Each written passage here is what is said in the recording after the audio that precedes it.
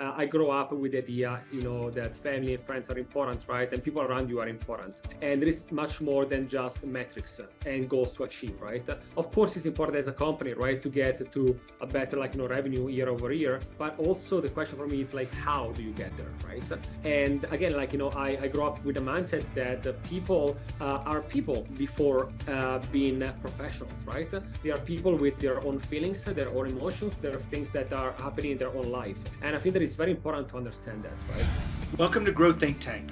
This is the one and only place where you will get insight from the founders and the CEOs of the fastest growing privately held companies.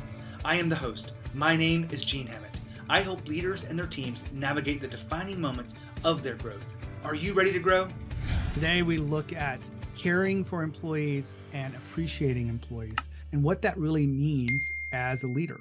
When you care for employees, you really are going beyond just the work and you're getting to know at a personal level. When you appreciate employees, you truly are taking the time to notice the work that they're doing, and they appreciate that. You appreciating them. I get the circle effect there. Today's special guest is the co-founder, CEO of the Influencer Marketing Factory. They were number 340 on the Inc. list. We are talking with Alessandro Bogliari. Hopefully I got that right. But we talk about caring for employees and why we must truly care for them. And how do we do this in today's busy world when we're remote? And he talks about many different aspects of caring for employees. And we also talk about appreciating your employees. When you are able to specifically tell someone what you appreciate about them, you are able to recognize them in front of their peers. You're able to really show others what is expected of them. There's so many effects across the organization, the culture. When you take out appreciation, you know that that's not the right working environment for everyone to operate in. So you want to make sure that you have the right amount of care, the right amount of appreciation for you and your organization.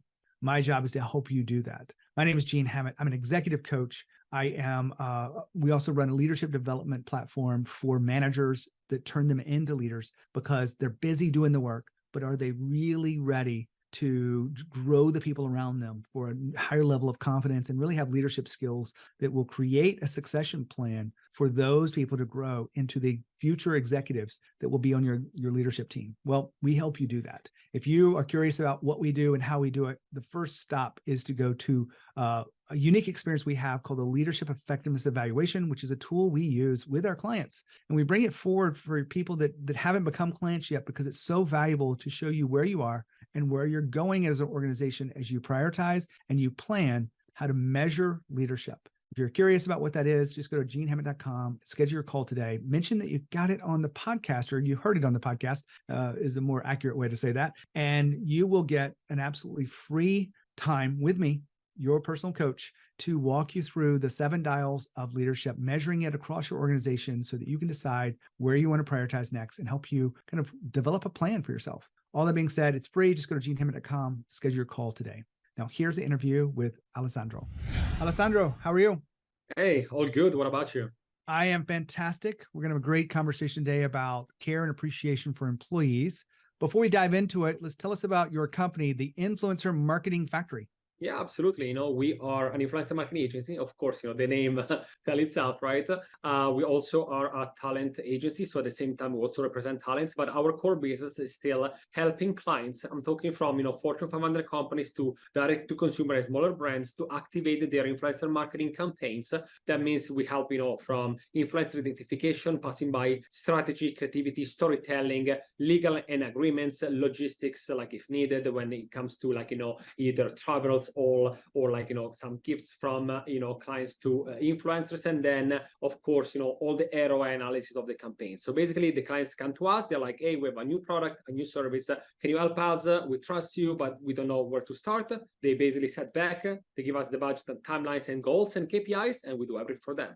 This is one area of marketing I have very little experience in, and we're not going to talk about all of the marketing things that you do and influencer marketing specifically, but I am curious, what do you wish people understood about influencer marketing that they don't seem to understand at this moment? Good question. I would say that still right now, many companies are seeing the influencer marketing as a place where you put $1 in, right? And you are supposed to get X amount of dollars out the same day, the same week, sometimes. And it's much more than that, right? Because it's a people business. So basically, it is not only having someone that promotes your product. Actually, it is having, user-generated content, right? It is having a community that you can read, like, direct feedbacks. For instance, if you publish something on TikTok or Instagram Reels or YouTube or whatever, you can read comments from the audience of these followers, right? Of these influencers, and it's like it's gold, right? Because you can actually understand what people really like about your product, what they don't like. In addition to that, there is so much more, right? So again, a misunderstanding is that it's just another way to invest, such as could be, let's say, Google Ads, right? I put some dollars in, I do some A/B testing, I do my tracking pixel, boom, the same day, this is how much I get out of it. Again, there is much more. And, as an example, many times, maybe you might see something on, online, on social media. It doesn't mean that you're not going to buy necessarily the same day, but because thanks to an influencer that you might trust, you might save that item, and then maybe buy a month later. So it works, but you have to look at it in a different way, not as just like transactional, but as a piece of the puzzle, again, that can help your company get so much more out of it. Again, media rights that that you can use for, like, in the future, feedback from users, user-generated content, ideas and feedback from the influencers working on with you on the project. So there is so much more, but it must take, like, more time to understand the ROI of the campaign. Good point, because I really don't understand it that much. I'm glad you gave some context to what influencer marketing is with those examples. Alessandro, we're not going to talk about marketing today at all. We're going to talk about leadership and talk about the people that really drive your business forward. So put into context, you got about 45 people. You also were on the Inc. list this past year at number 340, which is very impressive to be in the top 500. You have a different perspective of people that I want you to share with me. I know our team did some research on you, but how would you frame in your perspective of leadership? Absolutely. Anytime that I talk with someone that works directly with me, or, I know that there are some senior people that then have other people under them. For me, and maybe this is because I'm Italian, I come from Europe, where when it comes to work, we really care about the human before. I mean, it's not, of course, like, it's not that simple, right? I'm not saying that everyone, in Italy, of course, is this great person, right, that care about everyone. But just to say that I grew up with the idea, that family and friends are important, right? And people around you are important. And there is much more than just metrics and goals to achieve, right? Of course, it's important as a company, right, to get to a better, like, revenue year over year. But also the question for me is, like, how do you get there, right? And again, like, I grew up with a mindset that people are people before being professionals, right? They are people with their own feelings, their own emotions, their things that are happening in their own life. And I think that it's very important to understand that, right? So for me, the approach all the time with our employees and people that work with us, it is to understand that your health and mental health is much more important than any other KPIs in a company. And you do that for two reasons. One, because you care for the person in front of you, and also, to be honest, I saw so many agencies, especially in the marketing industry, that we call them, these agencies, the revolving doors agency, right? Basically, one people get in, one get out. They last 3 months, 6 months. Everyone is basically either scared to work there, or they are, like, so fed up with everything. Just go on Glassdoor and you will see, right, what is the perception of many people working for agencies out there. And usually it's not great. So for me, it was like, and my co-founder, we were like, how can we still make a marketing agency where people don't,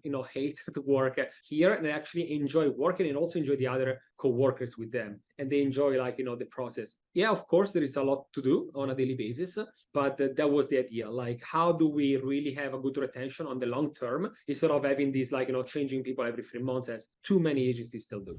Alessandro was talking about health, the health of your employees. Now, I want to remind you too, that you've got to take care of your health. You got to be an example to everyone around you that you care about your health and you're taking care of it, and that you are willing to let others take care of their health. You ask about it. You really is, health is one of those things that when everything is going well, you don't even think about it. But when one thing's out of alignment, it's all you think about. And so you want to make sure that you are tuned in to the health concerns of the people that are around you. And this really does make you a great leader. back to Alessandro.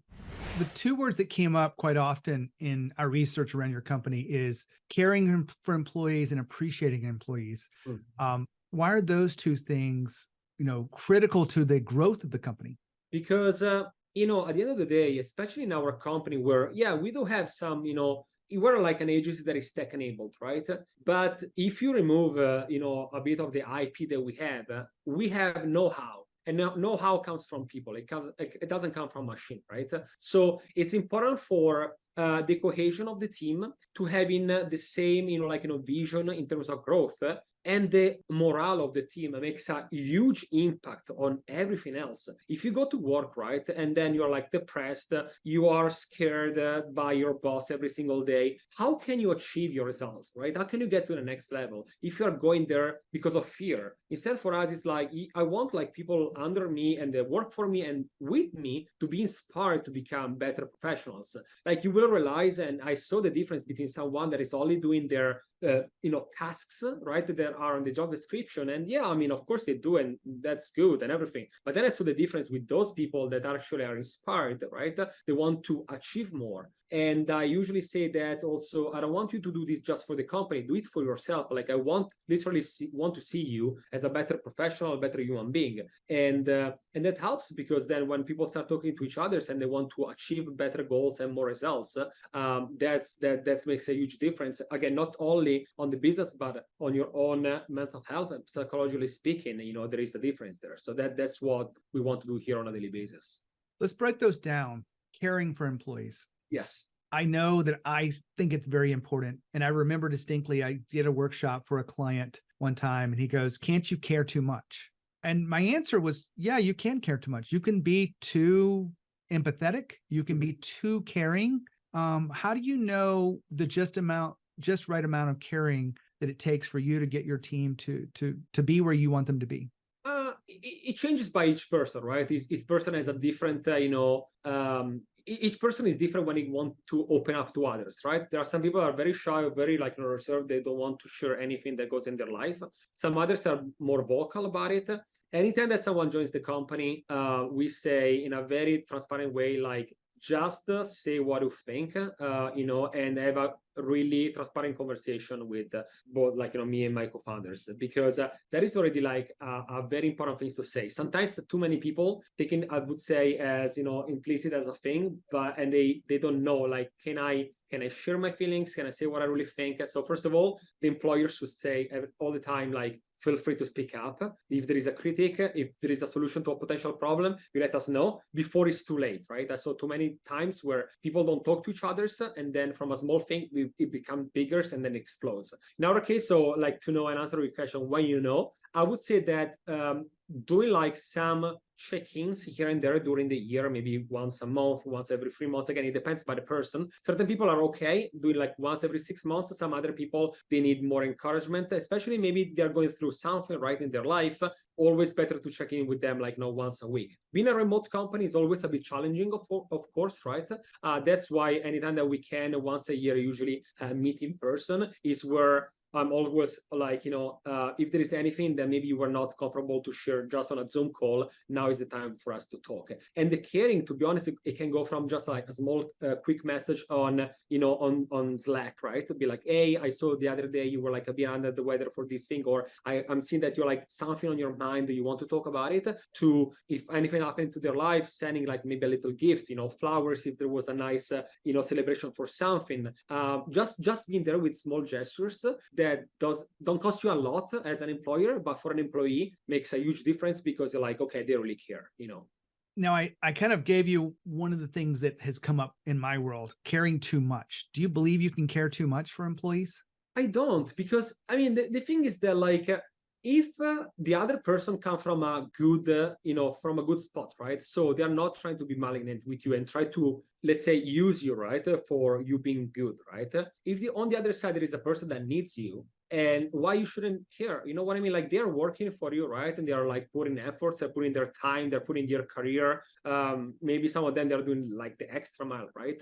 If you are asking for them to put in a lot, you should also give them a lot, right? What I say all the time is that I see many entrepreneurs, right, that are like, oh, my employees are not doing this and that. I'm like, the extra mile, or like I was, expecting this. I'm like, yeah, they are the employees, exactly. They are not employer, right? You cannot expect that they're going to do exactly what you do, because this is your company, right? So the only way for you to see maybe more, or expect certain things, you are the first that has to give, right, to employees. If you don't do that, if you don't care, if you don't ask them how they are feeling, if there is anything wrong in their life, how can you expect them to be there for you, right? Again, it's work, right? You're not necessarily friends. It takes time to get to that, position where you can talk about not only work, right? It's a relationship that, as in any other things, you have to cultivate, nurture. It takes time, and you have to cut some time only for that, where you don't necessarily only talk about business, but you're like, tell me what is going on with your life, or like, just talking about, things that are about hobbies, interests, and so on. Again, work is not just work. It should be more than that. Now, we've been talking about care, and I proposed the question about too much care, and I get Alessandro's point, and I'm not trying to dispute it, but I want to frame this in so that hopefully you understand me and that you can ask yourself if you care too much. I believe that when you care too much, you are probably too giving and too nice to people. And you can't continue that if they're going to take advantage of it. So if they're not taking advantage of you, you're not caring too much. But if people are taking advantage of your kindness, your grace, your just generosity, then you are possibly caring too much. You can be too nice. You can be too giving. You can be too empathetic. That's my point behind this. You want to make sure that you're tuned into it and you look for the patterns. If people are appropriately responding to your caring and niceness, then there's no problem. But if they're taking advantage of it, then you're letting them walk on you. And I want you to think about that and reflect on it as we move forward, because a lot of leaders think that they could use improvement there. A lot of my clients actually realize that they're being too nice, or they're being too likable. They're trying to be too likable, is a better way to put it. So just think about that for yourself as you move forward and you grow and evolve as a leader. Back to Alessandro. I want to switch gears to appreciating employees. Yes. I have to remind a lot of my very good leaders, experienced CEOs, 10, 20, 30 years experience, to appreciate people. You may have to remind people in your team to appreciate people, or maybe it's just ingrained into the culture. So what does appreciation really do for you in the culture? It's very, very important.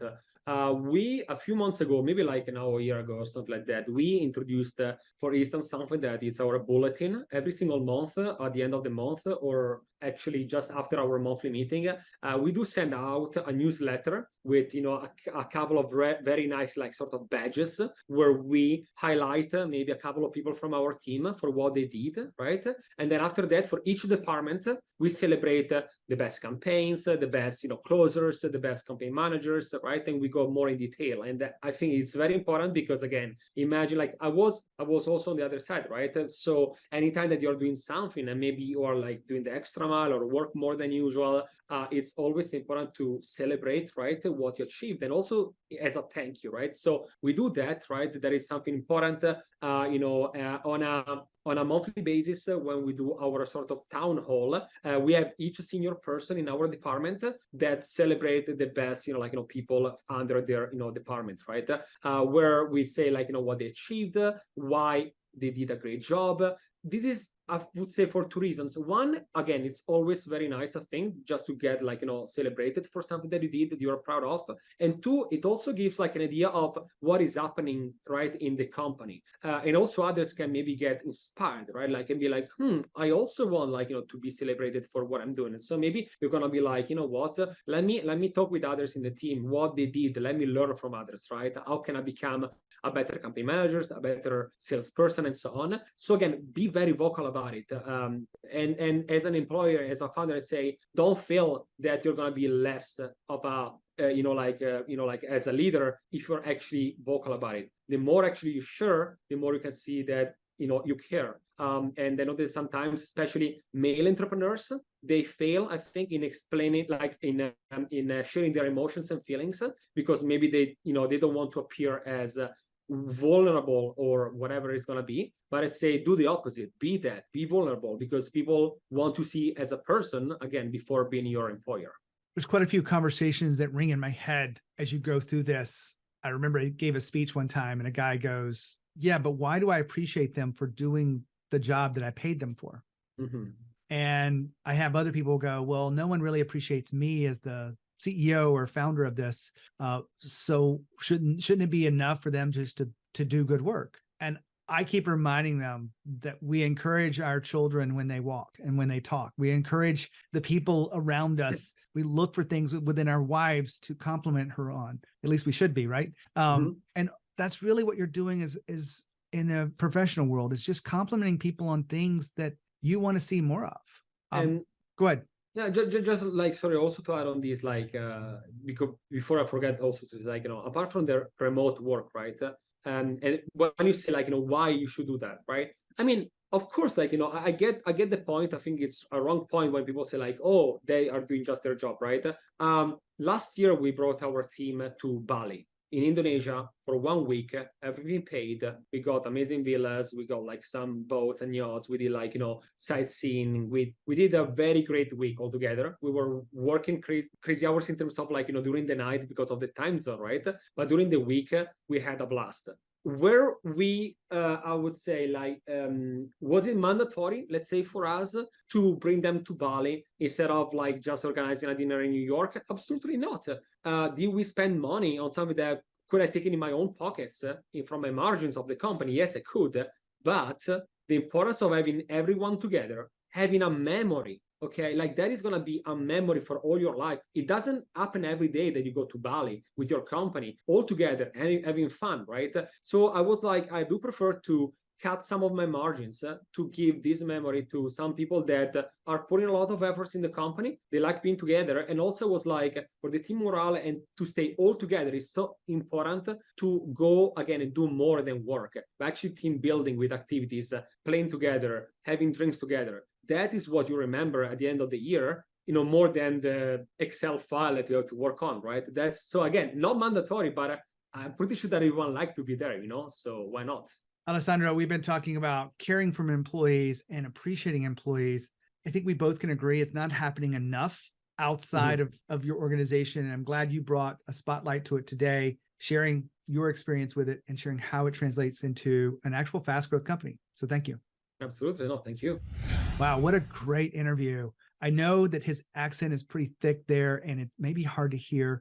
You probably weren't able to put that on, a 1.5 speed if you're listening at, a fast pace like I do most of my podcasts, but you might want to slow this one down because I really believe the simple aspects of getting you to care for your employees and getting you to appreciate your employees is such a powerful part of leadership that is not talked about, that we need to do this on a regular basis. It was a great episode for you today. Hopefully you took some notes on it. You've got some specific details and the results speak for themselves. Number 340 on the Inc. list is impressive. It's because they care for people and they appreciate people that they keep coming back and they retain their people through all the challenges in front of them.